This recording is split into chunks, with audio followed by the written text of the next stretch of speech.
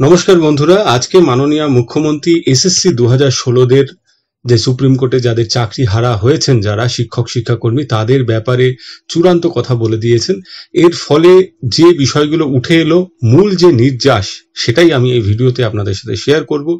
প্রথমত যেটা বলবার সেটা হচ্ছে, 1 নম্বর, এখন যে অ্যাডভার্টাইজমেন্টটা হবে সেটা কেবলমাত্র টিচিং স্টাফদের জন্য হবে, নন টিচিংদের জন্য আপাতত এসএসসির অ্যাডভার্টাইজমেন্ট হচ্ছে না। সেটা পরবর্তীকালে পরবর্তী ব্যবস্থা হবে, সে বিষয়েও আমি এই ভিডিওতে বলবো। দ্বিতীয়ত, এই যে পরীক্ষাটা হবে তাতে নতুন এবং যারা পুরনো সবাই বসতে পারবেন, অর্থাৎ 2016 সালের ক্যান্ডিডেটরাই শুধু বসবেন এমন নয়, নতুন ক্যান্ডিডেটরাও বসতে পারবেন এবং আপডেটেড ভ্যাকেন্সিতে এই পরীক্ষাটা হবে। অ্যাডভার্টাইজমেন্টের ডেট যেটা ঠিক হয়েছে 30শে মে 2025, অ্যাপ্লিকেশন স্টার্ট হবে 16ই জুন থেকে, লাস্ট ডেট হবে 14ই জুলাই। প্রায় 1 মাসের মতো সময়কাল থাকবে। কবে পরীক্ষা হবে এখনই দিনক্ষণ জানানো হয়নি, তবে পাবলিকেশন অফ প্যানেল সেটা 15th নভেম্বর এবং কাউন্সিলিং স্টার্ট 20th নভেম্বর হবে। তাহলে তার অন্তত 1 মাস আগে, মিনিমাম 1 মাস আগে, ধরা যায় অক্টোবর বা সেপ্টেম্বর মাসে এই পরীক্ষা হতে পারে। পুজোর আগে সেপ্টেম্বর মাসে বা পুজোর ছুটির মাঝামাঝি সময় অক্টোবর মাসে এই পরীক্ষা হতে পারে। এখনই নির্দিষ্ট করে দিন জানানো হয়নি, একটা আনুমানিক ধারণা দিলাম।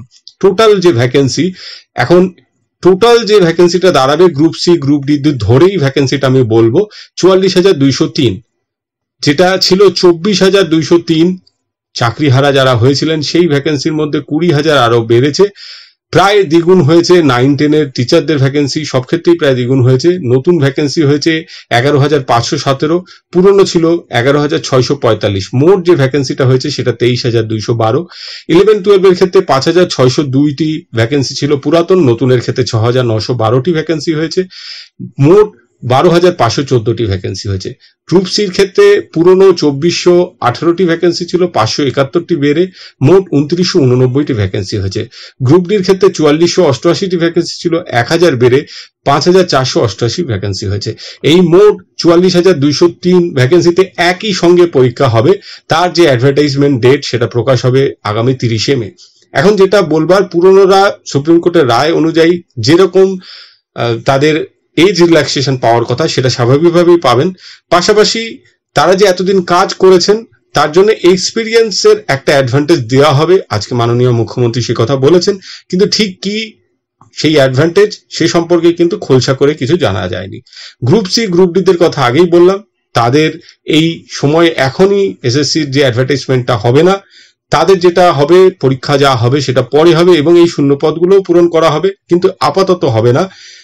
তাদের ক্ষেত্রে এডুকেশন ডিপার্টমেন্টের বিভিন্ন গ্রুপ সি গ্রুপ ডি পোস্টেও যেমন সুযোগ দেওয়া হবে, সেরকম তাদের বিভিন্ন ডিপার্টমেন্টে 3-4টে ডিপার্টমেন্ট তাদের অপশন দেওয়া হবে, সেখানে শিফট করে তাদের চাকরির ব্যবস্থা করা হতে পারে। এই ক্ষেত্রে মাননীয় মুখ্যমন্ত্রী সুপ্রিম কোর্টের অর্ডারের কথা বলেছেন যে তাদেরও বিভিন্ন জায়গায় তারা ফিরে যেতে পারবে না, এরকম একটা অর্ডার সুপ্রিম কোর্টের রায় অবশ্যই ছিল। কিন্তু মনে হচ্ছে এখানে কোনো একটা জিনিস বুঝতে হয়তো ভুল হচ্ছে, বা আমারও বুঝতে ভুল হতে পারে। সুপ্রিম কোর্টের রায় যেটা ছিল সেটা হচ্ছে যে যারা আগে চাকরি করতেন, এই রায়ের ফলে চাকরি হারালেন, তারা তাদের পুরনো চাকরিতে ফিরে যেতে পারেন। তাদের মধ্যে যারা আগে কোথাও চাকরি করতেন না, যারা এই চাকরি প্রথম পেয়েছেন এবং এই চাকরিতে টেন্টেড, তারা কোনোভাবেই অন্য কোথাও চাকরি পাবেন এমন কোনো কথা সুপ্রিম রায়ে অন্তত বলা নেই। যাকে আমি আপনাদের সামনে তুলে ধরলাম মূল বিষয়টি। এখন যেটা দাঁড়াচ্ছে সেটা হচ্ছে, নতুন যারা অপেক্ষা করছেন দীর্ঘদিন ধরে তাদের কাছেও সুযোগ, এবং পুরনো 2016 সালে যারা চাকরি করছিলেন তাদের বিষয়ে কিছু বলার নেই, কারণ এটা অত্যন্ত দুর্ভাগ্যের। কিন্তু এই দুর্ভাগ্যের বাস্তবতাকে মেনে নিতে হবে। না মেনে নিয়ে যতদিন তারা সময় নষ্ট করবেন, তাদের সময় নষ্ট হবে। মাননীয় মুখ্যমন্ত্রীও বলেছেন রিভিউ পিটিশনের কথা, যারা চাকরি হারিয়েছেন তারাও জানেন রিভিউ পিটিশনের কথা, কিন্তু রিভিউ পিটিশনের সুযোগও খুব কম। তাই ধরে নিতে হবে রিভিউ পিটিশনের সুযোগ শূন্য। এই অবস্থায় দাঁড়িয়ে নতুন ভাবে তৈরি হতে হবে নিজেদের। মাঝে সময় যেটুকু পাওয়া যাবে সেটুকুকে তারা নষ্ট করবেন না। বাস্তবটা মেনে নিয়ে, যত কঠিনই হোক এই মুহূর্তে তাদের মন সে জায়গায় থাকবে না আমি জানি, কিন্তু বাস্তবটা মেনে নিয়ে নিজেদেরকে তৈরি করবেন সামনে প্রস্তুতির জন্য, সেটা তাদের ওপরই ছাড়তে হবে।